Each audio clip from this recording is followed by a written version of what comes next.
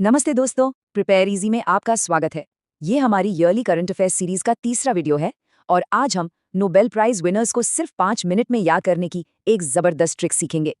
अरे यार, एग्जाम का प्रेशर और ऊपर से इतने सारे नाम, सच में बहुत मुश्किल हो जाता है ना। अक्सर हम सब कुछ रटने की कोशिश में उलझ जाते हैं और जरूरी नाम ही भूल जाते हैं। लेकिन यहाँ एक छोटा सा सीक्रेट है, एक एग्जाम हैक। ज्यादातर एग्जाम्स में ना एग्जामिनर आपको तीनों नाम देता है।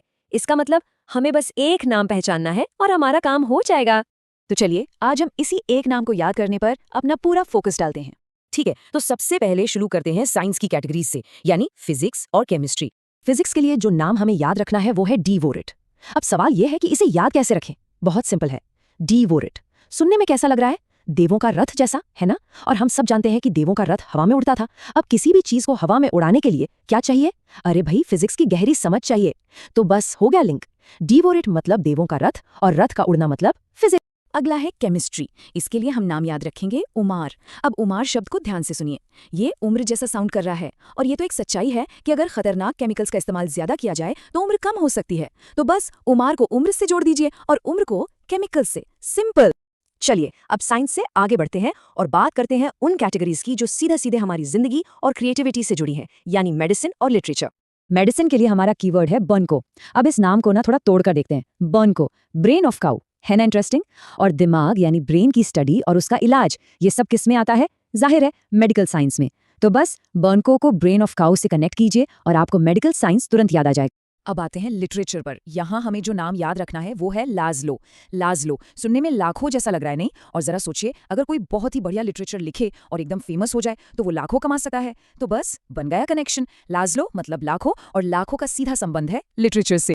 और अब हम पहुंच गए हैं अपनी आखिरी दो कैटेगरीज पर जो सीधे हमारे समाज से जुड़ी हैं, यानी पीस और इकोनॉमिक्स। पीस प्राइज के लिए हम जो नाम याद रखेंगे वो है मरिया। अब ये नाम सुनने में कैसा लगता है? मारिए, है ना? और मारना या मारपीट, ये तो शांति का बिल्कुल उल्टा हुआ। बस इसी ऑपोजिट कनेक्शन से याद रखना है। मरिया मतलब पीस। और फाइनली इकोनॉमिक्स। इसके लिए हमारा नाम है हाउ इट। इसे सुनकर दिमाग में एक सवाल आता है, हाउ टू अर्न इट, मतलब पैसा कैसे कमाएं। और यही सवाल तो इकोनॉमिक्स का सबसे बड़ा सवाल है। तो हाउ इट का सीधा सीधा कनेक्शन है इकोनॉमिक्स से। तो अब नोबेल प्राइज याद रखने की पूरी टूल किट तैयार है। चलिए एक बार फटाफट सब कुछ दोहरा लेते हैं।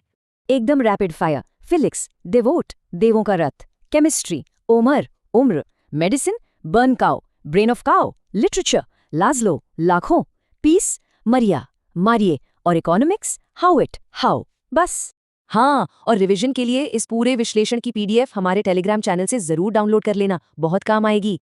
तो दोस्तों, अगर मजा आया तो इसे शेयर करो। और हाँ, अगला कौन सा मुश्किल टॉपिक है जिस पर ऐसी ही ट्रिक चाहिए, हमें नीचे कमेंट्स में बताइए। हम मिलेंगे इस सीरीज के चौथे पार्ट में। पढ़ते रहो, हंसते रहो।